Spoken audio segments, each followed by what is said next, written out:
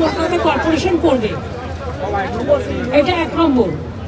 2 নম্বর হচ্ছে যতক্ষণ মার্কেটটা তৈরি না হচ্ছে ততক্ষণ পাশে একটা জায়গা আমরা দেখেছি, সেখানে টেম্পোরারি একটা মার্কেট তৈরি করা হবে, যাদের দোকান পড়েছে তারা সেখানেই দোকান চালাবে। 3 নম্বর হচ্ছে যে মার্কেটটা কর্পোরেশন তৈরি করবে সায়েন্টিফিক হবে এবং তার জন্য দোকানদারদের কোনো টাকা লাগবে না।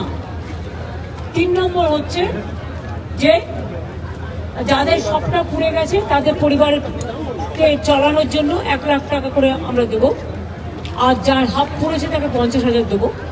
আর যেহেতু ওদের দিন আনে দিন খায়, তাই আমি চেষ্টা করবো কাল পরশুর মধ্যে, ববি আজকে তেহট্টে গেছে, ফিরে আসুক, দেবলীনারও আসুক আছে, পুলিশের সাথে কথা বলে একটা সার্ভে তো করতে হবে কার কার নামে দোকান ছিল, কি ব্যাপার, সেটা না জানলে আপনি কাকে দেবেন, অন্য কেউ নিয়ে চলে যাবে।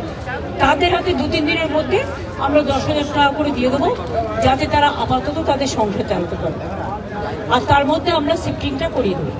আর একটা বিষয়, সেটা হচ্ছে দোকান পুড়ে গিয়েছে, সেই জায়গা থেকে দাঁড়িয়ে এই দোকানগুলো আমি যেটুকু জানি আমি ততটুকু বললাম।